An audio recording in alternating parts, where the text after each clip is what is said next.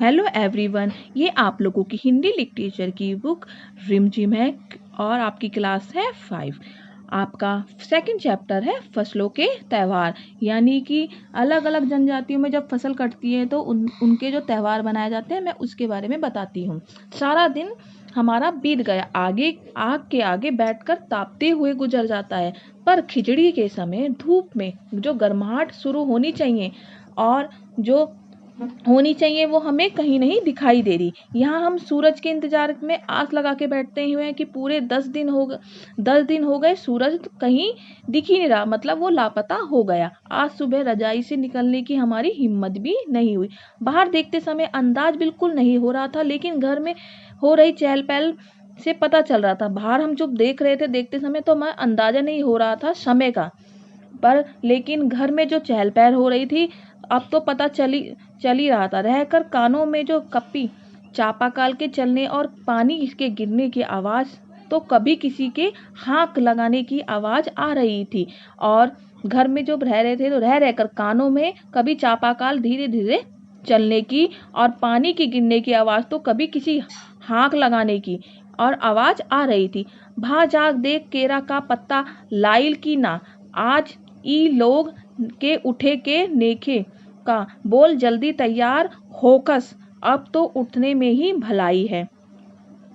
कहते हैं कि कभी पानी गिरने की आवाज तो कभी किसी हाथ में लगाने की आवाज भी नहीं आ रही थी। जा भागकर केले के पत्ते लाओ, और आज ये लोग उठेंगे नहीं, बोलो जल्दी तैयार होकर, अब उठने में ही भलाई है। नहा धोकर हम सभी एक कमरे में इकट्ठा हो गए। दादा और चाचा ने क्या सफेद चमचमाकर मार लगी धोती और कुर्ता पहना हुआ था। चाचा ने भी और दादाजी ने भी हमारे सफेद रंग का चमचमाता हुआ मार लगा हुआ कुर्ता और धोती पहना हुआ था। खिचड़ी के ऐसम ठाड़ हम पहले कबो ना देख भी, सारा देख कनकना देता। खिचड़ी के जो ऐसे ठाट है हमारे, वो हमने पहले नहीं देखे। और जो हमने धोती और कुर्ता पहना हुआ था, मगर ठंड के मारे हमारा शरीर था कनकना, मतलब कांप रहा था। और पापा कहने लगे शायद आज धोती में उन्हें ठंड बहुत ज्यादा लगने वाली है। सामने मचिया पर खादी की सफेद साड़ी पहने हुए दादी बैठी थी। आज दादी ने अपने बाल धोए हुए थे। सामने मचिया मिस चारपाई, सामने वो रखी हुई थी चारपाई, और चारपाई पर खादी रंग की सफेद, खादी एक सूती सफेद कपड़ा होता है, और वो पहने हुए दादी बैठी हुई थी। आज दादी ने अपने बाल धो रखे थे, जैसे झक सफेद, झक मतलब बिल्कुल चिट्टा चिट्टा सफेद, सेमल और सेमल के रुई जैसे, और हल्के फुल्के बाल। गौर से देखने पर उनका काला बाल नजर नहीं आ रहा था, बिल्कुल घुली घुली सी दादी हमें लग रही थी। उनके सामने एक केले के पत्ते में कतार, उनके सामने केले के पत्ते में कतार यानी कि सामान रखा हुआ था, जिस पर वह तिल, मीठा, गुड़, चावल आदि छोटे छोटे ढेर बना रखे थे। उन्हें बारी बारी से उन सभी चीजों को छूने और प्रणाम करने के लिए कहा। बारी बारी से दादी ने क्या कहा, सब चीजों को छूकर हाथ जोड़कर प्रणाम करो। जब सबने ऐसा कर लिया तो उन सभी चीजों को एक जगह इकट्ठा करके और दान में दे दिया।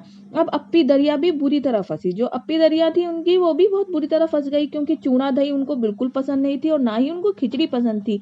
पर आज तो फरमाइश का नाश्ता भी नहीं बन पाता उनका, क्योंकि दोनों चीज खानी ही पड़ेगी उनको। आज खिचड़ी जो है, खिचड़ी खाने के बाद सभी ने गाया, और गया से जो तिल, गुड़ और चीनी की तिलकुट को बड़े चाव से खाया है। खाते खाते मैं सोच रही थी कि कितनी अलग है ये खिचड़ी, और जो अभी हम मना रहे थे सब स्कूल में जो हम खिचड़ी मनाते थे उसकी अलग से ही मस्ती हुआ करती थी। हम जो स्कूल में खिचड़ी बनाया करते थे उसकी अलग ही मस्ती हुआ करती थी, क्योंकि वो छुट्टी का दिन होता था और नाव में बैठकर हम गंगा की सैर करते थे, और फिर टापू पर बालू में दौड़ते और पतंग उड़ाने की कोशिश करते थे।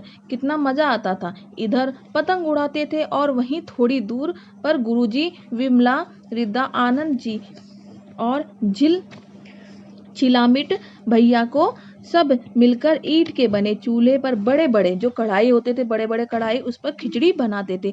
हम भी बीच बीच पर अपनी पतंगों को सुस्ताने, मतलब थोड़ा आराम देने का मौका देते हुए, मटर और प्याज के छिलके भी मटर और प्याज छीलने बैठ जाते थे। वैसी खिचड़ी फिर दोबारा खाने को कहाँ मिलेगी। वाकई ढंग कैसा भी हो, पर खुशियाँ तो त्योहारों की होती है, यानी कि खुशियों भरा त्योहार होता है। जनवरी माह के मध्य भारत में लगभग सभी प्रांतों में फसलों से जुड़ा हुआ कोई ना कोई त्योहार मनाया जाता है। जनवरी माह के जो मतलब बीच में भारत के लगभग सभी प्रांतों में फसलों से जुड़ा कोई ना कोई त्योहार मनाया जाता है। कोई फसलों के तैयार हो जाने पर खुशी पर बांटता है, तो कुछ लोग इस उम्मीद पर खुश होते हैं कि अब पाला कम हो गया, सूरज की गर्मी बहुत बढ़ने से खेतों में खड़ी फसल तेजी से बढ़ेगी। सभी प्रांतों और इलाकों में अपना रंग अपना ढंग नजर आता था। सभी प्रांतों सभी जगह में अपना रंग और अपना ढंग नजर आ रहा था। इस दिन सभी लोग अच्छी पैदावार, मतलब इस दिन सब लोग अच्छी पैदावार, फसलों की जो अच्छी पैदावार होती है और घर में आने की खुशी का इजहार करते हैं। जो फसलें घर में आते हैं उसका इजहार करते हैं। जैसे उत्तर प्रदेश और बिहार, मध्य प्रदेश में मकर संक्रांति का तिल संक्रांत, असम में बिहू, केरल और ओणम, तमिलनाडु में पोंगल, पंजाब में लोहड़ी और झारखंड सरहुल, गुजरात में पतंग का पर्व सभी खेतों और फसलों से जुड़े त्योहार है। इन्हें जनवरी के मध्य अप्रैल तक अलग अलग समय मनाया जाता है। इन्हें जनवरी यानी कि बैसाख तक अलग अलग समय और अलग अलग ढंग से बनाया जाता है। झारखंड सरहुल बड़े जोशो खरोश के साथ मनाया जाता है और 4 दिनों तक इसका जश्न चलता है। झारखंड में सरहुल एक त्योहार है, बड़े जोशो खरोश के साथ मनाया जाता है। 4 दिनों तक इसका जश्न चलता है। अलग अलग जनजातियों में अलग अलग समय मनाती है। संथाल लोग फरवरी मार्च के, अरब लोग में मार्च और अप्रैल में मनाते हैं। आदिवासी आमतौर प्रकृति की पूजा करते हैं क्योंकि वो वही प्रकृति के बीच रहते हैं। सरहुल के दिन तो विशेष रूप साल के पेड़ की पूजा की जाती है। यही समय जब साल के पेड़ों में फूल आने लगते हैं और मौसम बहुत ही खुशनुमा होता है। स्त्री और पुरुष दोनों ही ढोल और मंजीरे लेकर रात भर नाचते गाते हैं और चारों ओर फैली हुई छोटी छोटी घाटियां, लंबे साल के वृक्षों पर जंगल और वही आसपास बसे छोटे गांव हैं। क्या है यहाँ पे? चारों ओर फैली हुई छोटी छोटी घाटियां हैं और लंबे लंबे साल के जो पेड़ होते हैं वो हैं और आसपास छोटे छोटे गांव हैं।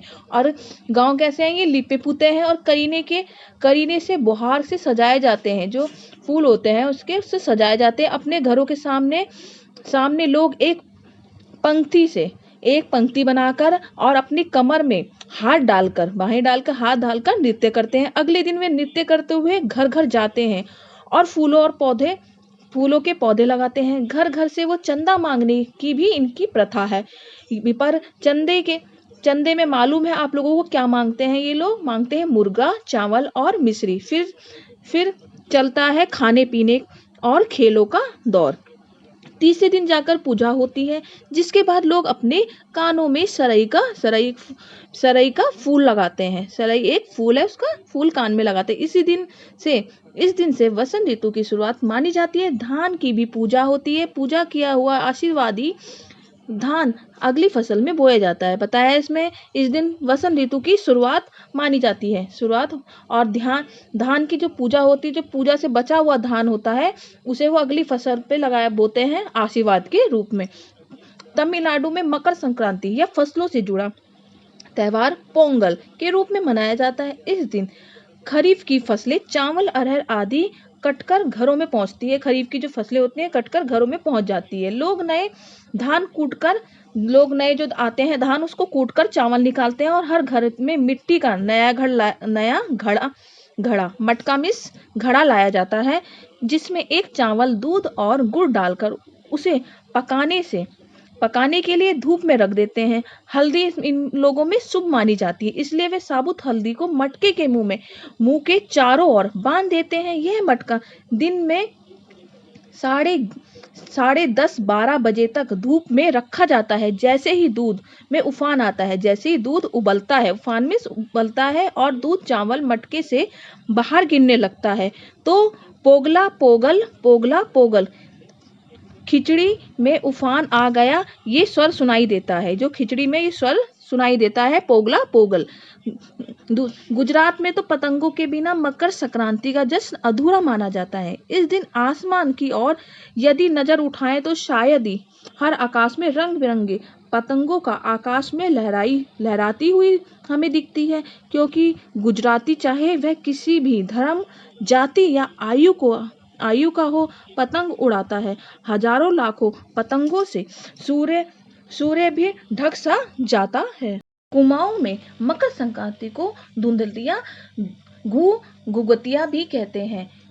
इस दिन आटे और गुड़ को गूंदकर पकवान बनाए जाते हैं। इन पकवानों को तरह तरह के आकार दिए जाते हैं। कुमाऊं में मकर संक्रांति को क्या कहते हैं?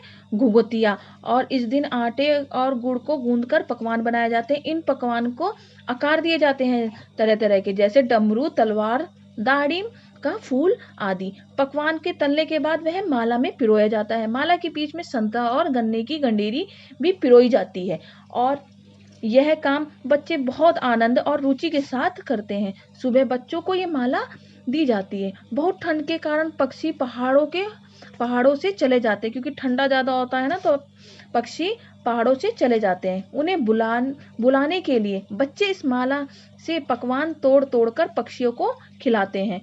बच्चे इनको बुलाने के लिए क्या करते हैं? अपने जो माला होती है उसके पकवान तोड़ तोड़ कर पक्षियों को खिलाते हैं और गाना गाते हैं, उनके लिए गीत गाते हैं। कौवा आओ घुघुत आओ, ले कौवा बाड़ो, माँ के दा सोने का घाड़ो, खा ले पूरी, माँ के दे जा सोने की चूरी। इस प्रकार वह इसके साथ ही जिस चीज की वे कामना करते हैं या कामना मांगते हैं या वरदान मांगते हैं उनसे, ना कितने अलग अलग अंदाज में मकर संक्रांति को मनाने या कहीं दूध, चावल और गुड़ की खीर बनती है। इसमें बोला है कि मकर संक्रांति को कितने अलग अलग अंदाजे से मनाते हैं। कई लोग तो क्या करते हैं? चावल और गुड़ की खीर बनाते हैं। कई लोग क्या करते हैं? 5 प्रकार की अनाज की खिचड़ी बनाते हैं। तो कई लोग क्या करते हैं? नदी के सैलाब में जाकर स्नान के लिए जाते हैं। लोग ठंड से ठिठुरते रहेंगे, पर बर्फीले पानी में कम से कम एक डुबकी तो जरूर लगाएंगे। हाल ये होता है कि इन जगहों पर तिल रखने की जगह नहीं होती। तिल से याद आया तो मकर संक्रांति के दिन पानी में तिल डालकर स्नान करना तिल दान करना होता है। मकर संक्रांति के दिन क्या करते हैं? तिल को पानी में डालकर स्नान करते हैं और तिल का दान करते हैं। और क्या करते हैं? आग में डालते हैं तिल, और तिल के पकवान बनाना तो विशेष महत्व रखता है। तुम्हारे घर या इलाके इस त्योहारों में कैसे मनाया जाता है?